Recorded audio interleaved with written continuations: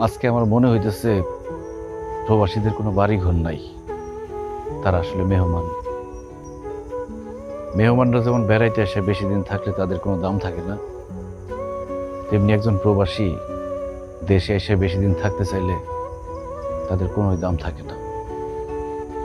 একজন প্রবাসীরে কেউ ভালোবাসে না, ভালোবাসে তার টাকারে।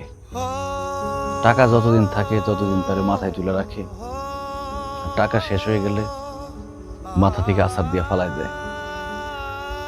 বাবা মা, ভাই বোন, শ্বশুর শাশুড়ি, সবার কাছে একজন প্রবাসী শুধুই টাকার মেশিন।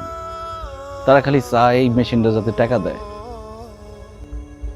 কিন্তু একজন প্রবাসীরও যে মন আছে, মায়া আছে, আবেগ আছে, এটা কেউ বুঝতে চায় না। তাই বিদেশে চলে যাওয়া